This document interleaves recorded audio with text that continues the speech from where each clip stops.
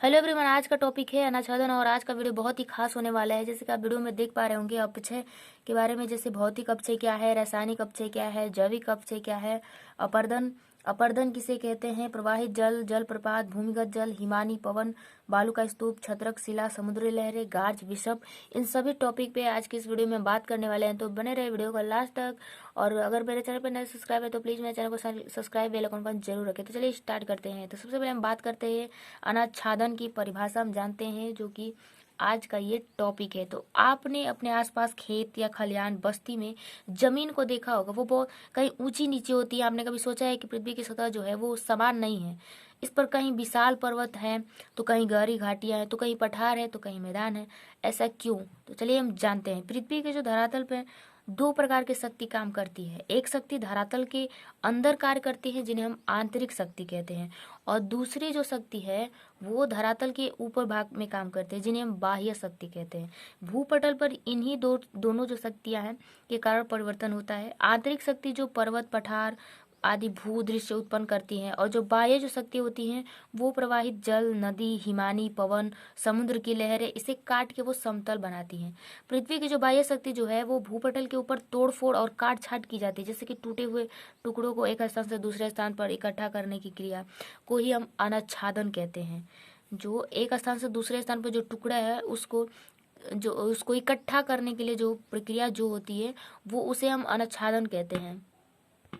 अनाच्छादन के अंतर्गत अपक्षय और अपर्दन दोनों क्रियाओं को सम्मिलित किया जाता है। जैसे कि अनाच्छादन जो है तो इसमें दो अर्थ छुपे होते हैं, अपक्षय और अपर्दन। तो ये दोनों ही क्रियाएं इसमें अनाच्छादन में ये जुड़े हुए हैं। ऊंचे भाग को जो अपक्षय और अपर्दन क्रिया द्वारा समतल मैदान में बदलने की क्रिया होती रहती है। तो अब बात करते हैं अपक्षय और अपर्दन क्या है। तो आइए हम जानते हैं। सबसे पहले बात करते हैं अपक्षय की। तो ऋतु और मौसम के जो प्रभाव जो होती हैं, चट्टानों धीरे धीरे अपने ही स्थान पर वो छोटे छोटे टुकड़ों में टूटती रहती है। चट्टानों के जो अपने अपने स्थान पर टूटने फूटने की जो क्रिया होती है उसे हम अपक्षय कहते हैं। और इसमें टूटे जो टुकड़े जो होते हैं उसको एक स्थान से दूसरे स्थान पर ले जाया जाता है। जैसे अपक्षय के कार्य में ताप, वर्षा और जल, पाला, वनस्पति, जीव जंतु और मानव का हाथ रहता है। यह मुख्य रूप से 3 प्रकार का होता है: भौतिक, रासायनिक और जैविक। तो सबसे पहले हम बात करते हैं भौतिक अपक्षय। तो चट्टानें दिन में जो सूर्य की गर्मी के कारण गर्म होकर फैल जाती है और रात में तापमान कम होने के कारण सिकुड़ जाती है। इससे चट्टान में धीरे धीरे कमजोरी पड़ने लगती है, जैसे टूट जाती है। जैसे जलती लालटेन हो गया, वो शीशे पर अगर हम उस पर पानी छिड़क दे तो वो चटक जाता है, फूट जाता है उसका शीशा। इससे चट्टानें छोटे छोटे कणों में टूटकर बिखरने लगती हैं। हवा में भी अपने प्रभाव से चट्टानों को तोड़ फोड़ देती है। जैसे चट्टानों की इस प्रकार के टूटने को भौतिक अपक्षय कहते हैं। उसके बाद देखते हैं रासायनिक अपक्षय। चट्टानों में अनेक प्रकार की खनिजों का सम्मिश्रण पाया जाता है। पानी के संपर्क में जब वो आता है तो तत्व में परिवर्तित होता रहता है, और इस परिवर्तन से जो सेल चट्टान के जो बंधन जो है वो ढीले पड़ जाते हैं और रासायनिक प्रक्रिया से वो चट्टानें टूटने लगती हैं। तो इस परिवर्तन की जो क्रिया होती है उसी को हम रासायनिक अपक्षय कहते हैं। जैसे वर्षा ऋतु में लोहे में जंग लग जाता है तो वो बाद में जंग लोहे की जो परत होता है उसको ढीला करके अलग कर देता है। ऐसा क्यों होता है, सोचकर बताइएगा। उसके बाद आता है जैविक अपक्षय।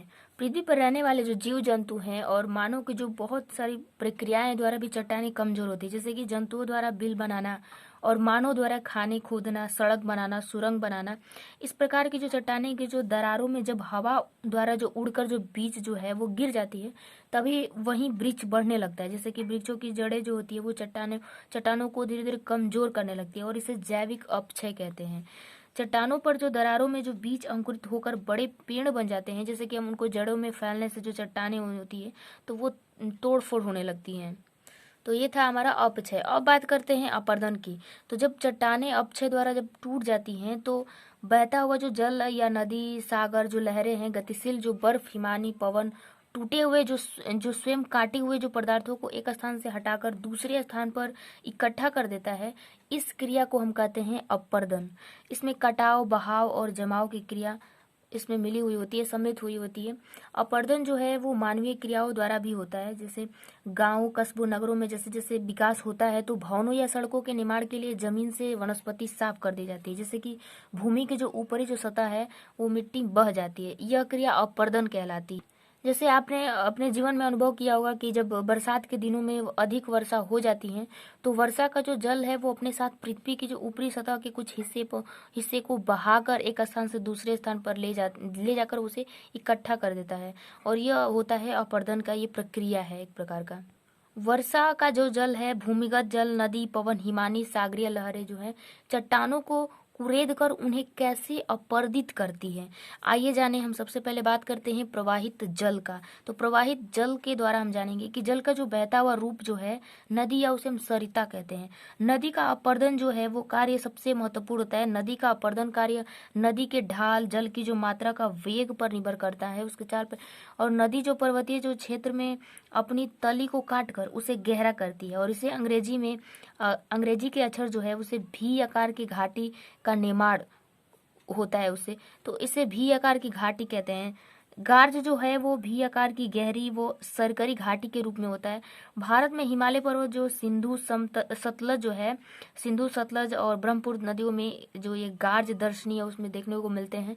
उसके बाद हम बात करते हैं जल प्रपात क्या होता है। कि जब नदी के रास्ते में मुलायम चट्टानों की जो परतें मिलती हैं तो नदी का जल मुलायम चट्टान को जल्दी काट डालता है, और जब कठोर चट्टानें मिलती है तो नदी का जल जो होता है उन चट्टानों को जल्दी नहीं काट पाता है। कटाव के इस अंतर के कारण नदी की जो तलहटी जो होती है ऊंची नीचे हो जाती है। जब नदी का जल ऊंचाई से खड़े ढाल के सहारे अधिक वेग से नीचे गिरता है तो इसे जलप्रपात कहते हैं। जैसे कि आप वीडियो में देख पा रहे होंगे, ये है जलप्रपात, जो कि ऊपर से नीचे की तरफ पानी गिर रहा है, तो ये है जलप्रपात। पर्वतीय भाग में जब नदी जो होती है वो नीचे मैदान में जब उतरती है तो उसकी गति मैदानों में ढाल कम होने के कारण जो धीमी पड़ जाती है, जैसे कि विसर्प या मोड़ कहे, विसर्प का मोड़ कहते हैं, तो उसका निर्माण होता है। नदी के जो सागर में गिरने से के पहले जब उसके बहने की गति अधिक धीमी पड़ जाती है तो इससे डेल्टा का निर्माण होता है। गंगा ब्रह्मपुत्र का जो डेल्टा जो है वो संसार के प्रमुख डेल्टाओं में से एक है। उसके बाद हम बात करते हैं भूमिगत जल। तो आप जानते हैं कि वर्षा का कुछ जल जो होता है वो चट्टान और मिट्टी में प्रवेश कर जाता है।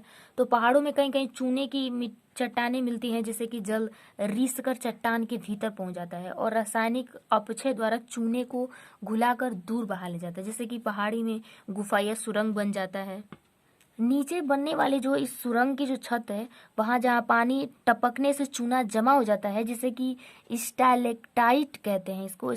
स्टैलेक्टाइट के ठीक नीचे गुफा की सतह पर भी एक खंबे जैसे आकार, जिसके नीचे का आधार जो चौड़ा और ऊपर का जो भाग होता है वो पतला होता है, वो बन जाता है ऐसे, तो इसे स्टैलेगमाइट कहते हैं। कभी कभी यह दोनों आपस में मिले हुए दिखाई देते हैं, जैसे कि हम इसको हेलेटाइट कहते हैं। चूने की चट्टानों में जो होने वाले जो क्षेत्र में ऐसी आकृतियां पाई जाती हैं जिन्हें कि कास्ट स्थल कहते हैं इसको। उसके बाद हम बात करते हैं हिमानी की। हिमानी क्या होते हैं? तो ऊंचे पर्वतों पर जब कोई बर्फ का बड़ा खंड ढाल पर खिसकता है तो उसे हिमानी या हिमनद कहते हैं। पहाड़ी भागों में हिमानी सपाट चौड़े खड़े ढाल वाली जो घाटियों का निर्माण करती है, तो इनका आकार जो होता है वो अंग्रेजी के यू अक्षर की तरह होता है, और जो नदी का जो है वी आकार का होता है। तो पहले से जो बनी वी आकार की जो घाटी को हिमानी यू आकार की घाटी में बदल देता है। इसका ढाल खड़ा और तल जो होता है वो सपाट एवं चौड़ा होता है। जब हिमानी चट्टानों को घर्षित कर उसका चूर्ण पर्वत के जो निचले भागों में जमा कर लेती है, तो इन्हें हम हिमोड़ कहते हैं। इन्हें हम हिमोड़ कहा जाता है। अब बात करते हैं हम पवन की। पवन तो आपने गर्मियों के मौसम में आंधी और तूफानों को आते हुए देखा होगा। ये भी एक अपरदन की क्रिया करते हैं। तो आइए जाने ये पवन द्वारा हम कैसे, मतलब अपरदन की क्रिया होती है। तो हवा एक स्थान से रेत कहे तो आप बालू उड़ाकर अपने स्थान से ले जाती है। जब यह चट्टानों से टकराती है तो धूल के कण चट्टानों में टकराकर उन्हीं उसको कुरेदते हुए इसे अपरदन की क्रिया होती है।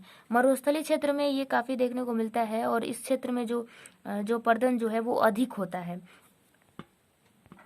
उसके बाद हम बात करते हैं बालू का स्तूप। मरुस्थलीय प्रदेश में जब पवन के जो मार्ग में कोई बाधा होती है तब पवन का वेग कम हो जाता है, जिससे कि पवन के साथ उड़ने वाले जो पदार्थ है वो धरातल पर गिरकर बालू के टीलों का निर्माण करते हैं। इन्हें बालू का स्तूप कहते हैं। और जो पवन जो होता है उसके द्वारा जो छत्रक शिला कैसे बनता है, तो पवन द्वारा जो उड़ाए गए जो बालू के जो कण होते हैं, अपर्दन का जो कार्य धरातल से कुछ मीटर ऊंचाई तक अधिक होता है, और इस प्रक्रिया के जो पवन जो होती है वो निचले भाग को घींच देती है, परंतु जो ऊपरी भाग जो है वो छतरी के आकार का हो जाता है, जिन्हें हम छत्रक शिला कहते हैं। जैसे कि आप वीडियो में देख पा रहे होंगे, तो ये होता है छत्रक शिला जो कि बालू का बना हुआ होता है। उसके बाद हम बात करते हैं सबसे लास्ट जो है समुद्री लहरें। तो आपने देखा होगा कि आपके गांव या तालाबों में जब पशु स्नान कर रहे होंगे तो बाहर निकलते हैं करके, तो पानी की जो लहरें होती हैं वो किनारों पर टकराती हैं और किनारों पर जमी मिट्टी की सतह को अपने साथ बहाकर उसे फिर अंदर लेके चली जाती है। तो इस प्रकार की समुद्री की जो लहरें हैं वो भी समुद्र तटों पर टकराती हैं, तो तटों पर जमा जो मालवा होता है उसको अपने साथ बहाकर समुद्र में लेके चली जाती हैं, और कभी कभी वो इस पदार्थ को थोड़ी दूर पर जमा कर देती हैं। लहरों द्वारा जो कटाव से खड़े कगार और जमाव से जो समुद्र तटों का जो जिसे हम ब्रिज कहते हैं उसका निर्माण होता है। तो समुद्री की जो लहरों के तट पर जो बार बार टकराने से तट का जो निचला भाग होता है वो कट जाता है, लेकिन तट का जो ऊपरी जो भाग होता है वो खड़ा रह जाता है या समुद्र की ओर झुक जाता है, जिसे कि हम व्यूग कहते हैं। उसके बाद हम जान लेते हैं कि गार्ज क्या होता है और विसर्प क्या होता है। तो पर्वतीय क्षेत्र में गहरी सरकरी घाटी को हम गार्ज कहते हैं, और विसर्प का मतलब होता है मुड़ना, जहाँ बहती नदियाँ जो होती हैं वो मुड़ जाती हैं तो उन्हें हम विसर्प कहते हैं। तो उम्मीद करते हैं आज का वीडियो बहुत ही आपको पसंद आया होगा। अगर पसंद आया होगा तो लाइक तो कर ही लीजिएगा और बेल आइकन को ऑन जरूर रखिएगा, और ज़्यादा से ज़्यादा मेरे वीडियो को शेयर एंड सपोर्ट करिएगा। तो चलिए बिना देर को वीडियो को स्टार्ट करते हैं।